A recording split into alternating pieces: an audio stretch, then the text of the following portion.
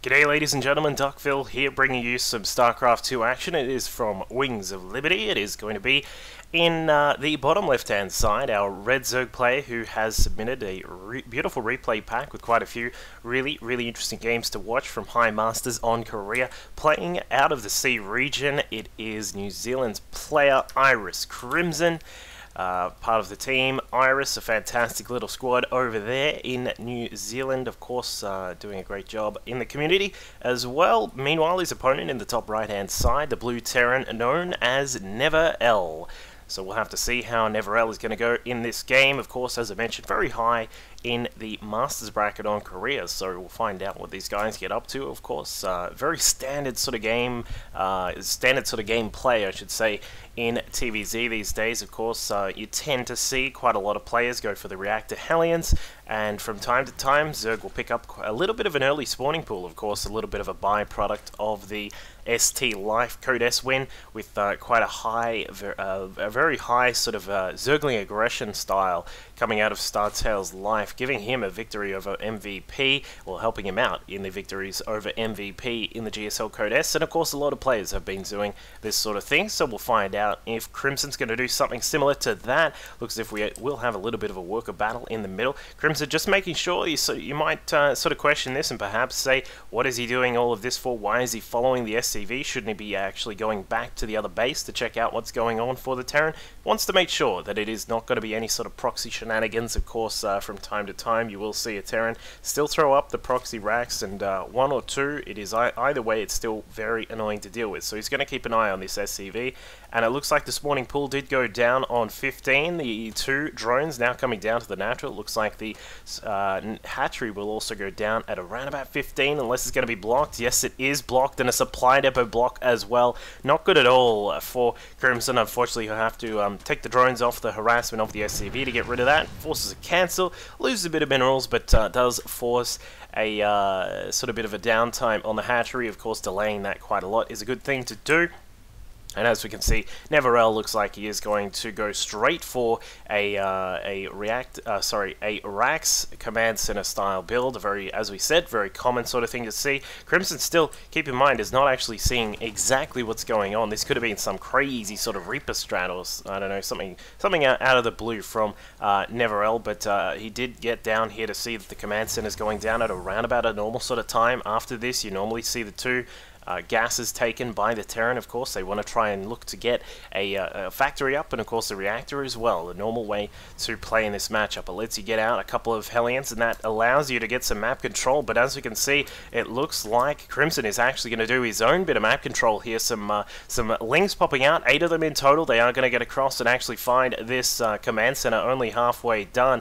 Going to be able to catch out the SCVs working on that. Maybe even the Marine as well. Just has a quick look to see, are the doors open? Nope. Alright, we're going to go back down here. This is probably going to force a cancel. Yes, it does. Maybe even a lost SCV. Nicely done by Crimson. So automatically, sort of really catching his opponent off guard with these very like these days. You wouldn't say that it's a hugely greedy build to do something like the one racks expand, but effectively it actually is. And things like this, the very that 15 pull from Crimson, allowing him to get a few links out of the map and allowing him to make sure that he's keeping his Terran opponent in check, because realistically speaking, as a Zerg, you really don't want your opponent to have an expansion at the same time as you. Now, the cancellation of the command center has forced it to be built up at the top of the ramp, and as we can see, he's still not able to move down. 8 Lings is something very threatening. If this was only around about sort of 5, maybe 6 with a bit of good micro, you might be able to take them out and move down the ramp and sort of secure this area and get a bunker going. But with 8 of them out, it's not good at all for NeverL. He'll have to sit up the top of the ramp. He's going to need to get those Hellions out. He does have the reactor just about to complete, along with the factory as well, and a second factory also being constructed. So it looks as if we are going to have perhaps a Blue Flame Hellion style build coming out of NeverL. Something else that has started to gain a little bit of popularity given the play of StarTale's Life, relying on a lot of Lings. And speaking of Lings, they almost got in the front door while the factory was still in the air. So nicely done by NeverL to get it back down. And I don't know whether that was intentional or not, but that was almost the perfect timing from Crimson. Back at home for him. He's got 3-4 gases up. He's also going to build that the Evo chamber here as well. I'm assuming that he's going to just prepare for quite a lot of lings, because that is something, as we said, that the Terrans have started to do to defeat these very high octane Zerg styles that rely on a lot of lings, gaining map control, keeping your opponent from getting too many Hellions around and getting the harassment done, which they really need to do at the start. As we can see, it looks like Crimson has taken his third base as well. Back inside the main, we're still waiting on whether that lair is going to start popping in just a second. It looks like he's just making sure he's getting all of those drones out. 7 more just about to pop out. Ling's speed has only just really begun right about now, so that's quite a bit behind still. The Hellions have now come across the map, going to get a shot on one of the queens, but not really too much damage done there. So he's going to head back. He's going to say, alright, we saw 2 queens here, probably a, yep, he saw the Evo chamber wall there, so he should know that that's going to be relatively hard to get into until he gets a sizable amount of these Hellions out. There are a total of 6 of them out at around about now. Yeah, he's got 6. There are still a few more coming. As we can see, Blue Flame is just about to complete as well, so that's going to come out and cause quite a few troubles for Crimson. He actually has no real idea of what's going on just at the moment. The Overlord's only just getting in now, so he will probably be able to size up that there is a Blue Flame Hellion attack coming. He will be able to see the dancing lights on the Tech Lab as well. That's just about to finish up, and would have seen as well with his secondary Overlord just across at the top of the hill there. Would have seen all of those Hellions coming along, trying to build a spine crawler to get see if he can keep this base alive. I don't think this queen is going to survive too long. Even the spine crawler gets taken down straight away. Queen surrounded. Drones also trying to come to save the day, but no one is able to save that queen. And she goes down, not going to be happy about that. Disposing of a few of those larvae as well, always a good little tactic if you want to try and get some damage done on a Zerg. Looks like Crimson is trying to block off his wall here, but the Spine Crawler is actually in a bit of trouble. That's so many Hellions that with the Blue Flame, they're doing all sorts of damage here, and they will get inside. It looks like they did get across, getting through, killing some of the Lings on the way through. The Queen's trying to do their best to actually deflect this attack, but the drones coming out to defend. There are 3 or 4, yep, that's 4, 5, 6, 7, maybe, yep, and then it looks like he's going to get a couple more as well, trying to come across, but the drones lining up, not really getting 2 more after that, maybe 1, so I think maybe about a total of 9 or 10 polished off the map there by NeverL. Yep, 10 in total, and now as we can see, Crimson is going to try and counterattack with quite a lot of Lings, thinking that his opponent is all done with those Hellions, but no, because there are 2 factories here. 1 Thor is already out, going to provide a little bit of protection here as well. The Hellions also in quite a sizable amount already, up to 7 of those back at home, so those Lings are easily wiped off the face of the map very quickly there by NeverL. So he's sitting in a very nice position at the moment. The double armory, of course, is going to help out with this mech build. A couple more factories on the way, going to provide him with the infrastructure he needs to push out, take a third maybe, and then look to do a particular timing. So we'll have to find out what Crimson is going to do. He's got a lot of tech coming along, as we can see. Roach speed is on the way. That's around about a third done. Roughly a third, yeah. I'll get my ruler out. Yeah, it looks roughly about a third.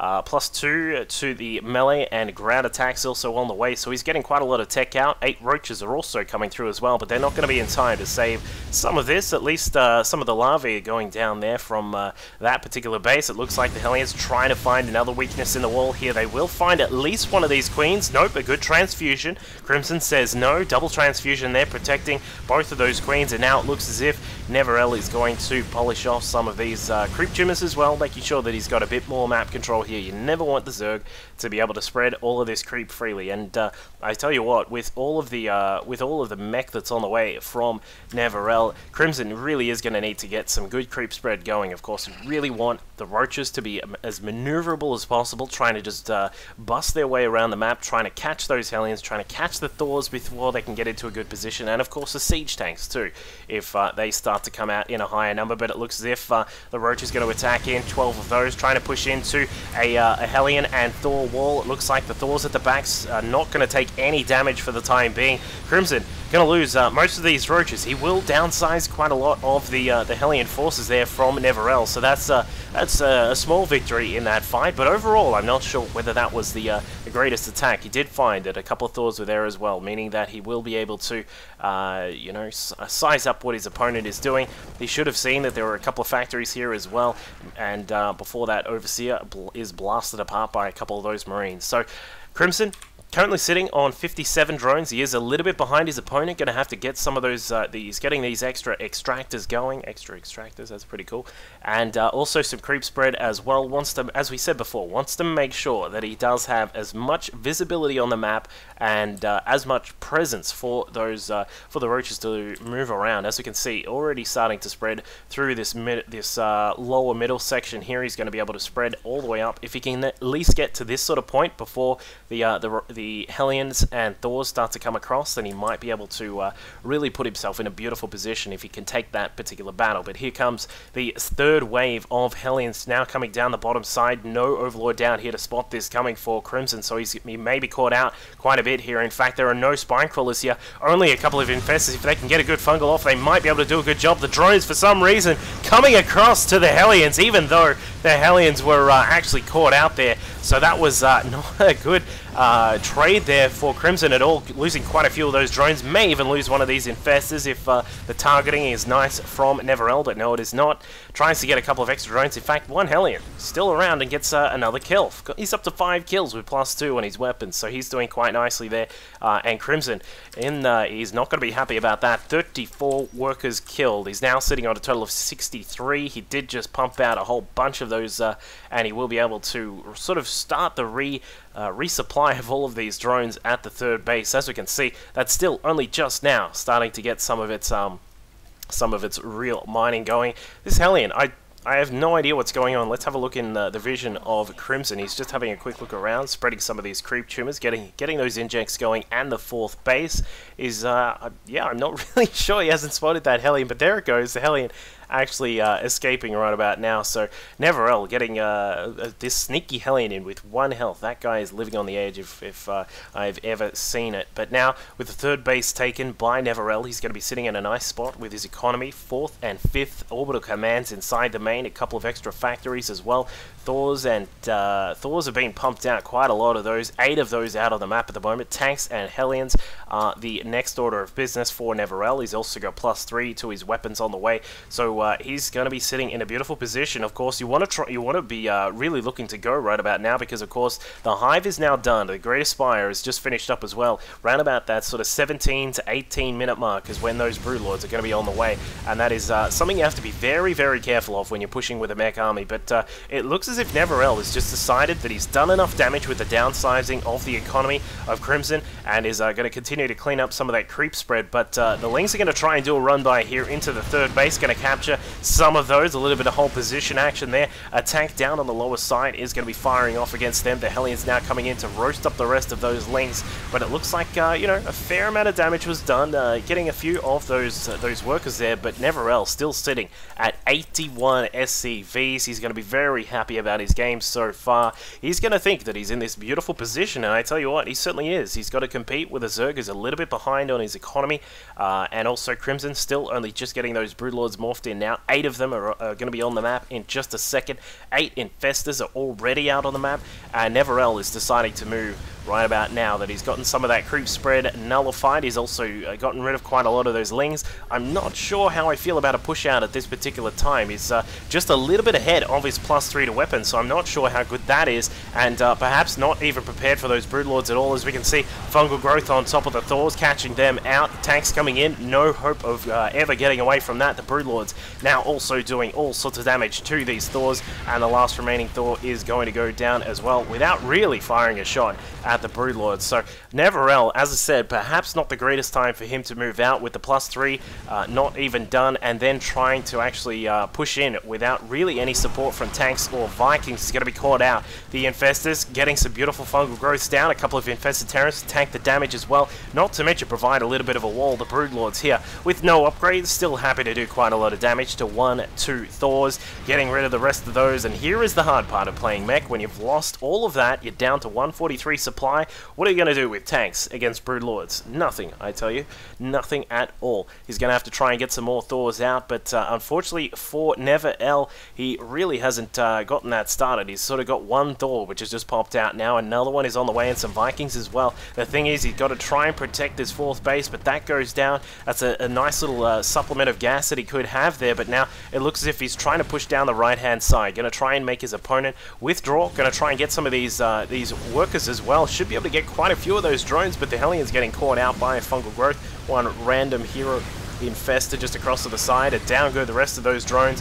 Drones just sort of walking out to try and catch some of the Terran units before they can get away, but it looks as if the Broodlord threat is now looming above, and it will be able to take care of the rest of this army because, again, there is no anti-air protection here from NeverL, so he's going to lose all of these units here. Did get a sizable chunk of the workers, as you can see, 67 workers killed by NeverL, so he is certainly doing a fantastic job in that department, but, I mean, when you try and move out with that mech army a little bit too early, you don't have the +3, you don't have the Viking support when you really should have it down. It's a very troublesome thing to watch. But he's retaken the fourth base. I'm not sure how long this is going to last though, because the Broodlords, all 8 of them, are now coming across, going to say hello, drop down some of the Broodlings. It looks like a few Vikings have been produced by NeverL. A couple Thors also out. But the thing is, the Vikings going to get cleaned up by these Corruptors. They will also get fungal growth death. And then, as we can see, the Broodlords at the back will be able to deal with the rest of those Thors. Meanwhile, as we can see, a couple of Lings have also jumped into the natural base here, cleaning up quite a few of those workers. But effectively, the damage is all being done on this left-hand side here. The +1 to the Carapace just about to finish up for those Broodlords, also going to help them out against the Vikings. But here they come.